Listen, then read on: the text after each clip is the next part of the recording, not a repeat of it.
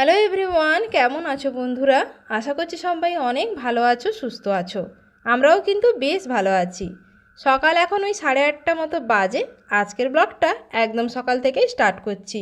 সকলকে good morning জানিয়ে চলে এসেছি আবারও একটা নতুন ফ্রেশ ব্লগ নিয়ে।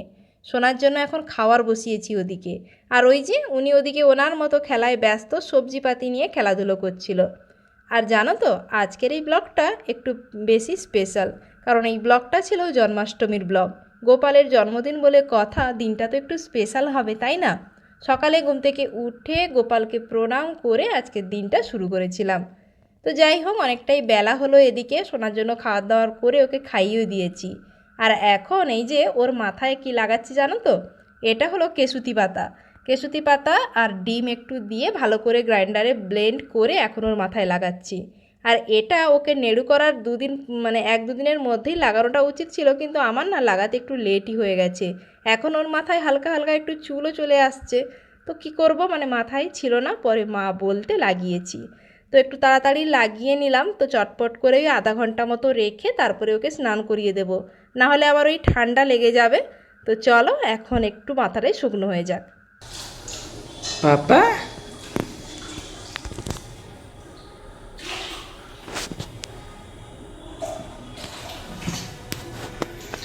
চলে আসো, বেরিয়ে আসো, জল থেকে বেরিয়ে আসো। কি না, জল থেকে বেরিয়ে আসো। কে ওখানে, কে আছে? কে? জল থেকে বেরিয়ে আসো, স্নান তো হয়ে গেল। কত জল নিয়ে খেলবে তুমি? হ্যাঁ, আরে বাবা, আরে বাবা, আরে বাবা।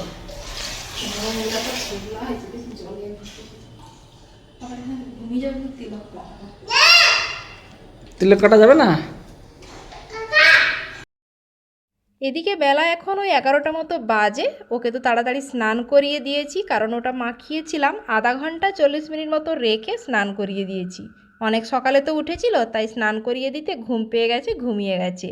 তারপরে এখন এই যে রেডি হয়ে আমি আর তোমাদের দাদাভাই মিলে একটু মার্কেটে এসেছি। গোপালের জন্মদিন বলে কথা, টুকটাক কয়েকটা জিনিস কেনার ছিল। তো আগে থেকেই মা গোপালের জন্য নতুন জামা, তারপর মালা, যেসব জুয়েলারিগুলো হয় ওগুলো কিনেই রেখেছিল। আর কয়েকটা টুকটাক জিনিস কেনার ছিল, ওগুলোই কেনার জন্য এসছিলাম। আসলে মা না গোপালের মাথার মুকুটটাই আনেনি নতুন।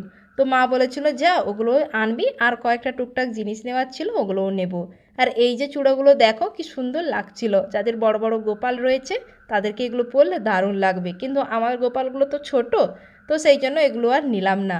তো যাই হোক, দেখতে খুব ভালো লাগছিল, একজন নিচ্ছিল, তো ওগুলো দাঁড়িয়ে দাঁড়িয়ে দেখছিলাম। আর এত ভিড় থাকে ওই দোকানটায়। যাই হোক, মোটামুটি যেগুলো নেওয়ার নিয়ে চলে এসেছি। আর এই যে এই জিনিসটা মায়ের আগে থেকেই ছিল, কিন্তু ওটা অনেক পুরনোও হয়ে গেছে আর ছিঁড়ে গেছে, তাই মা বলছিল একটা নতুন এনে দিতে। তো ওটাই নিয়ে এই যে চলে এসেছি বাড়ি। আর আমি যখন আসি সোনা কিন্তু ঘুম থেকে উঠেও পড়েছিল। তো যাই হোক, সোনার তো স্নান টানও হয়ে গেছে। আর এদিকে আমিও এখন যদিও স্নান করিনি, করব। সকালের গোপালের পুজোটা মা করে দিয়েছে। আর আজকে না আমার পুরো উপোস রয়েছে, মানে কিছুই খাবো না। তার জন্য এই যে গ্লুকন ডি এনেছিলাম, ওটাই এখন ঘুটে খাচ্ছিলাম। কারণ এই গ্লুকোজটা খেলে না শরীরে একটু এনার্জি পাই। আর তো আমি এইটা খাবো যেহেতু কাটছি। তো দেখেই এই সোনার আড়ি ওকেও দিতে হবে। তো সেই জন্য দেখো বসে গেছে, কিছুতেই কাটার মতো সময় দিচ্ছে না, ওকে এক্ষুনি দিতে হবে, চিৎকার চেঁচামেচি করছিল। মানে বাজার থেকে যখন থেকে এই প্যাকেটটা এনেছি দেখতে পেয়ে গেছে, তখন থেকেই চিৎকার। আর কি বলো তো, সোনা তো ব্রেস্ট ফিড করে, তাই সারাদিন মানে উপোস করে থাকতেও একটু প্রবলেম হয়। কিন্তু গোপালের জন্য, মানে গোপাল সোনার জন্য করব, তো এই চিন্তাধারা নিয়েই করেছিলাম।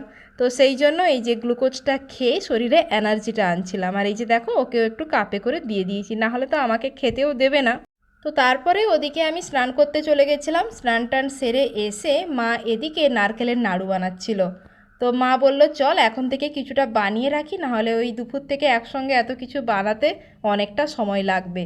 তো সেই জন্য দেখো মা সমস্ত নাড়ুগুলোকে করে হালকা করে পাকিয়ে দিয়েছে, আর আমি ওগুলোকে এখন ভালো করে গোল গোল করছিলাম।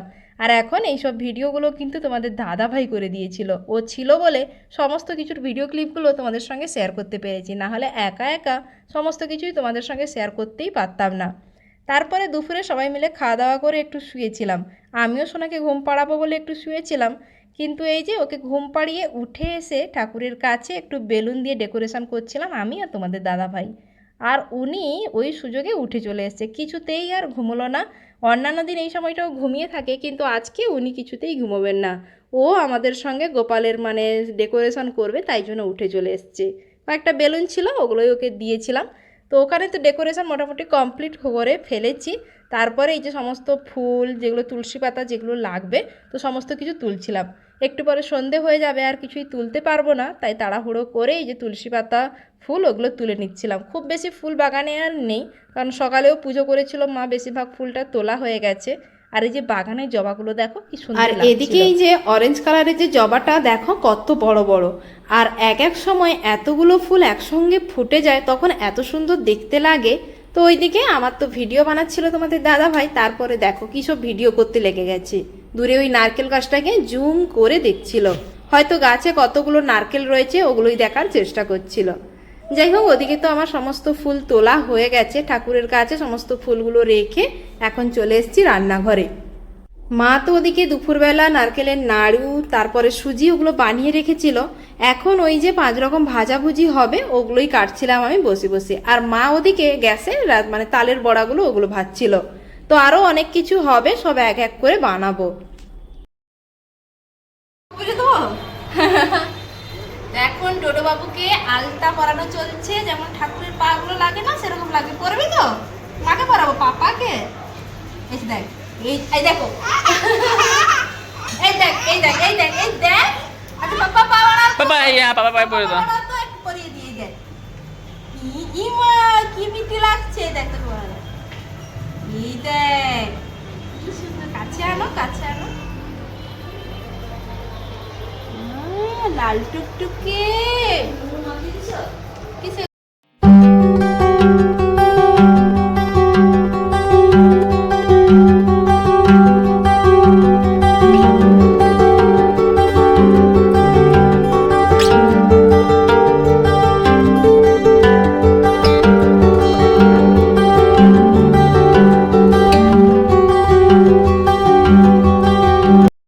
তো এদিকে তো সোনাকে সুন্দর করে পায়ে আলতা পরিয়ে দিয়েছি, তো একটু ফটোশ্যুট করব। ঠাকুরের পাটা যেমন খুব সুন্দর করে আলতা পরানো থাকে ওই রকমই করছিলাম। তো তারপরে আমি আলতা পরবো বলে বসছিলাম, তোমাদের দাদাভাই বলে দাও আমি পরিয়ে দিচ্ছি। প্রথমে তো রাজি হয়নি, কেননা জানি ও খুব ভালো পরাতে পারবে না, ঘেঁটে দেবে। কিন্তু ওই যে ও কিছুতে ছাড়লো না, তো অবশেষে এই যে বসে পড়েছে আলতা পরাতে। দেখো সামনেটা কত সুন্দর ফুল করে আবার ডিজাইন করে দিয়েছে, তো ওটা নিয়েই না আমরা হাসাহাসি করছিলাম।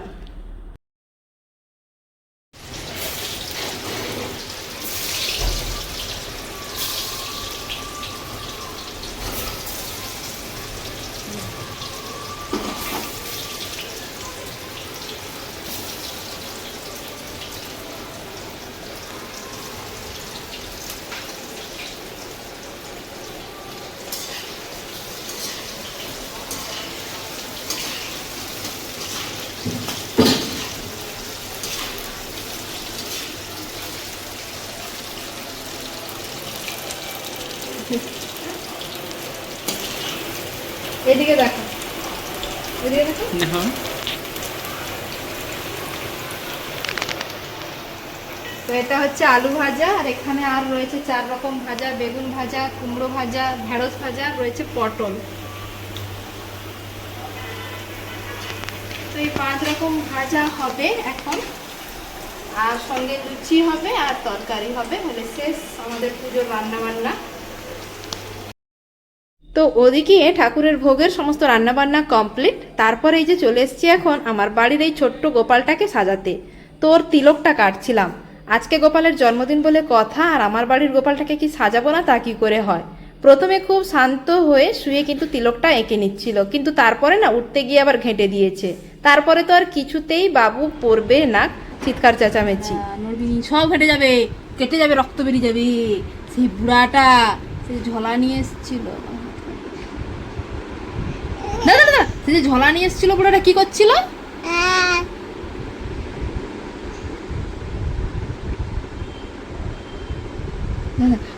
মা সে ঝোলা নিয়ে না পুরোটা চলে আসবে, ঠিক আছে?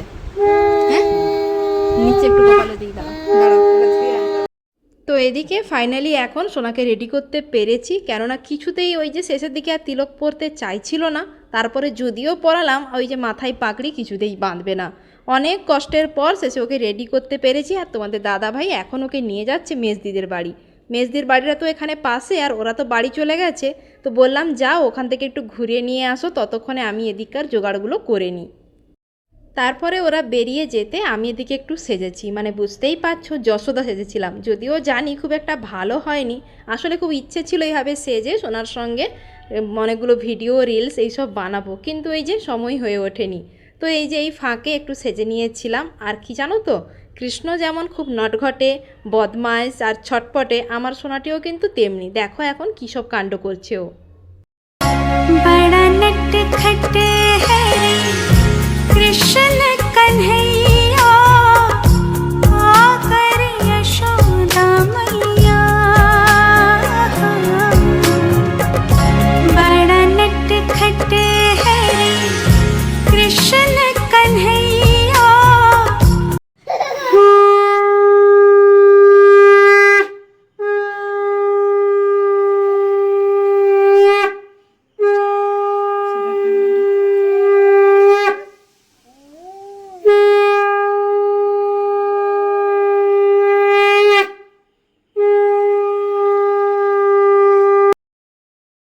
তো এদিকে সন্ধে এখন ওই 8:30 মতো বাজে, ঠাকুরের পুজো শুরু করে ফেলেছি।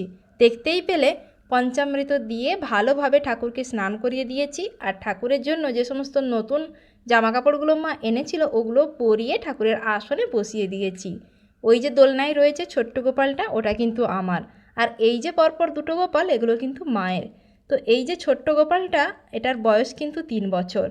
তো যাই হোক, এই যে দেখো সমস্ত ভোগগুলো একে একে করে নিয়ে এসে এই যে সমস্ত কিছু এখন সাজিয়ে গুজিয়ে দিচ্ছি।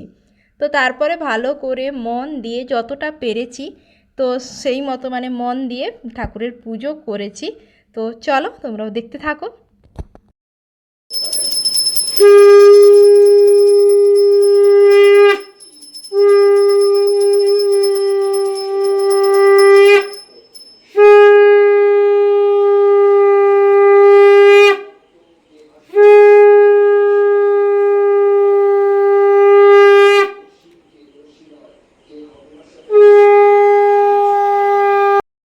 তো ওদিকে আমার গোপালের পুজো দেওয়া তো হয়ে গেছে। আর তারপরে এখানে আমি ঠাকুরের দোলনাটা দোলাচ্ছিলাম। আর আমার পাশে এসে সোনা দাঁড়িয়েছিল, তাই ওকে কোলে নিয়ে একটু দোলনাটা দোলাচ্ছিলাম, এত ভালো লাগছিল। তো তোমাদেরকে তো বললাম আমার গোপাল আমার কাছে এসছে 3 বছর হলো।